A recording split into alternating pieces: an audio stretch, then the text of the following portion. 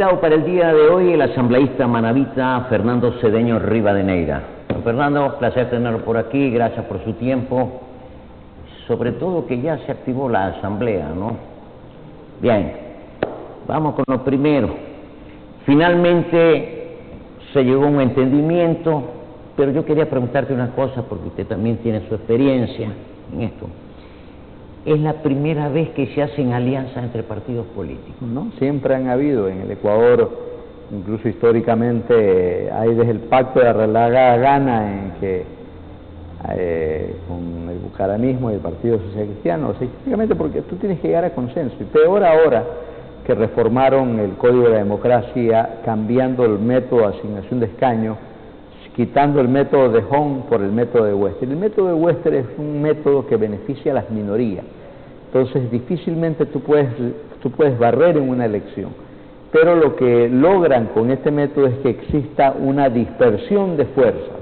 ¿Qué es lo que sucede ahorita, o sea, lo que sucedió en estas elecciones y lo que sucedió en el año 2021, desde que se encuentra vigente el método de Wester? Entonces tú tienes, imagínate, por dos ocasiones, para que tengamos idea de la magnitud del problema, que el partido que gana la segunda vuelta, en el 2021, en el caso de Creo, solo sacaron 12 legisladores, 12, mientras nosotros, no ganando la segunda vuelta, obteniendo una importante votación, pero en primera vuelta tuvimos una votación muy importante, sacamos, en el año 2021, sacamos 49 asambleístas, y ahora en el 2023 sacamos 52, ahorita somos 51, pero siendo la primera minoría más numerosa y habiendo perdido la segunda vuelta. Y el partido gobernante ahorita sacó apenas 14 asambleístas. Y claro, tienen que abrir el abanico con estos grupos de mal llamados independientes, que son esas organizaciones políticas que sacan 1, 2 o 3 a nivel nacional, que por sí solos no pueden hacer bancada, porque para ser bancada tú necesitas 14 escaños, y al final se van adheriendo a la posición oficialista, en este caso al gobierno. Lo mismo pasó con Lasso y parcialmente ha sucedido lo mismo a él. Por eso es que yo creo que Daniel Noboa se miró en el espejo de Lasso, se vio en la posición de Lasso en mayo del 2021, cuando él prefirió romper un acuerdo de carácter legislativo que tenía con nosotros y el Partido Social Cristiano, y prefirió unirse a la fuerza, principalmente a este grupo de independientes que constituyeron en su momento lo que se denominó el BAN, y con la Izquierda Democrática y con Pachacuti, ¿no? Y claro, a nosotros en ese momento nos dejaron fuera de todas las comisiones, de todo el acuerdo, y claro, ya sabemos lo que pasó. Se destituyó al año a Guadalupe Llori por su mal manejo en la asamblea, logramos nombrar a Virgilio Saquicela y posteriormente vino la muerte cruzada. Entonces yo creo que Noboa, viéndose en ese espejo, logra rectificar, y yo creo que hay un gesto que hay que reconocerlo, es que Noboa no cedió ante las presiones mediáticas y políticas que ejercían los grupos más radicales anticorreístas, o conocidas también como estas barras bravas, ¿no?, que tienen sus cajas de resonancia, sus cadenas sus parlantes de transmisión en grandes corporaciones mediáticas en el país. Más periodistas, que más que periodistas son políticos disfrazados de periodistas, que tratan siempre ellos de marcar la línea comunicacional del gobierno. Entonces ellos empiezan toda una arremetida, y yo creo que un gesto nuevamente a valorarlo, reitero, es la posición del presidente Noboa, que el día de mañana se va a posesionar. Entonces eso me parece interesante, es un acuerdo de carácter parlamentario, logramos nombrar a las autoridades del CAL y las comisiones especializadas permanentes, donde nosotros tenemos 6 de las 15 comisiones, tenemos la presidencia. Aquí me decía un amigo, dice, a las 5 le interesan las comisiones políticas porque el Parlamento es político, ¿no? Y al señor Noboa le interesaban, dice, las comisiones económicas. Usted tiene razón, porque está preocupado del tema económico, que es difícil, y eso no lo podemos desconocer cuando se siente el nuevo o nueva ministra de Finanzas, que va a conocer la realidad de lo que le deja de herencia el señor Lasso. El presidente saliente. Sí, Y allí es que en realidad va a ver qué es lo que sucede, ¿no? Qué es lo que sucede. Pero ya se puede prever un déficit fiscal muy grande, no hay dinero, han cogido para prepagar deuda de la reserva monetaria que está en el exterior, no hay liquidez en la caja fiscal, prueba de eso es el atraso que se ha tenido en estos últimos días, principalmente en contra de los gobiernos autónomos descentralizados, y el mes de diciembre es un mes muy duro para las finanzas públicas, porque a ti te toca el pago de la nómina, no de los empleados públicos del país. Bien, situación difícil. Ya hablaba de las alianzas y pregunté el tema de las alianzas, ¿no? En algún momento dado aquí hice un comentario, recordaba la alianza del doctor Borja, Rodrigo Borja, con la democracia cristiana, ¿no? Aparentemente pues antagónicos ideológicamente hablando, pero tuvo su gobernabilidad y logró avanzar con tranquilidad los 4 años de gobierno de Rodrigo Borja Ceballos, ¿no?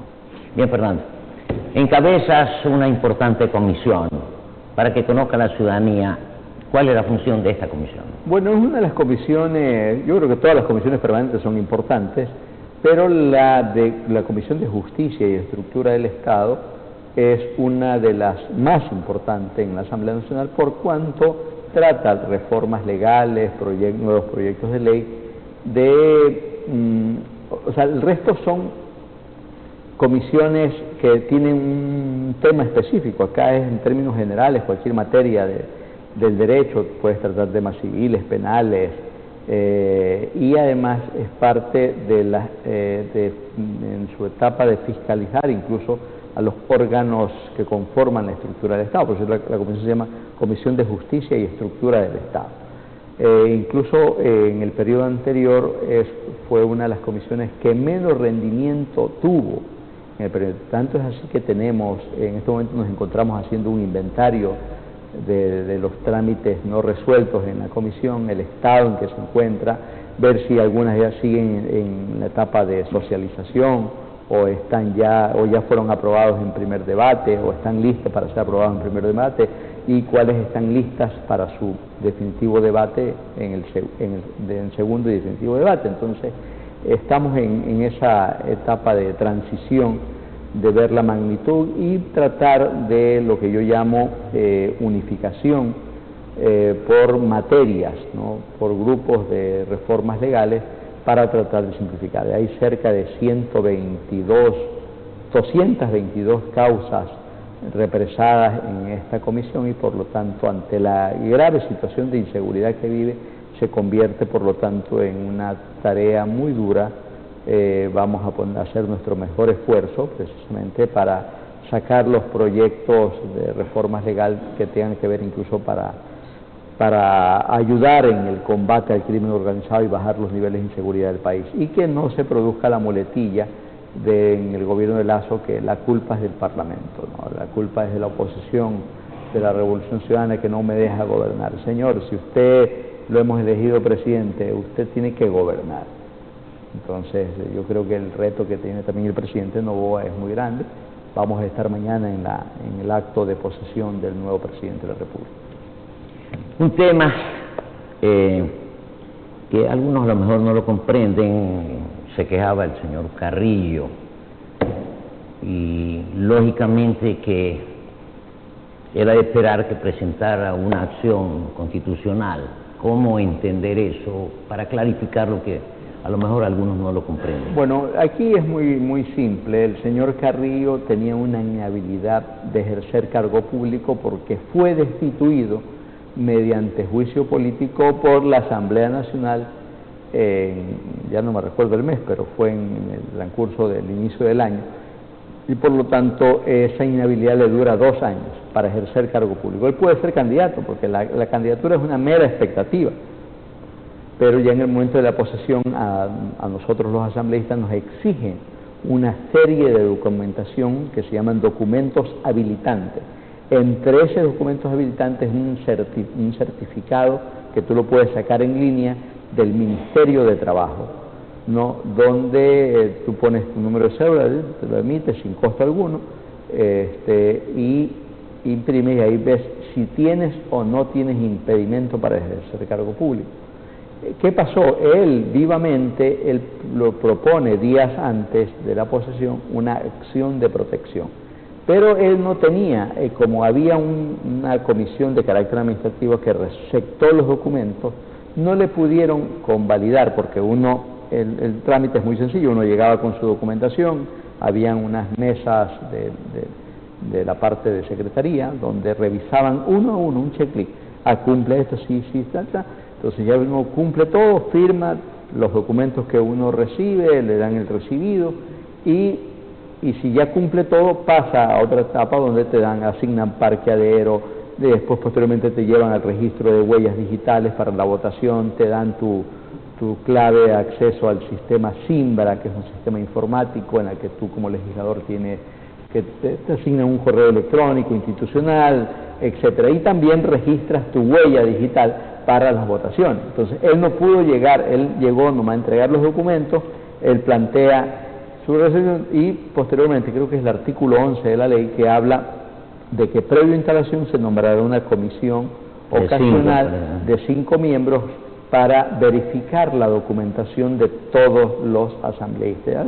Ya se sabía, entonces ellos emiten el señor no cumple, por lo tanto él ni siquiera pudo entrar al hemiciclo porque no tenía registrado su huella, porque incumplía este documento. Posteriormente salió el dictamen del juez negándole la acción de protección con medidas cautelares que él había interpuesto. Por lo tanto, es un caso cerrado. Posteriormente se principalizó la suplente y pudo desarrollarse la sesión de instalación sin ningún tipo de inconvenientes ni incidentes. Es decir, no tiene ninguna opción.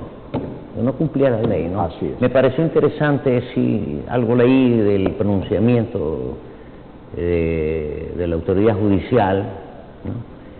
Que además consideraba que este era un tema de una asamblea de otra función del Estado y no puede el tema interferir en las decisiones que tome el legislativo, que es otra función, sobre todo es una función política, ¿no?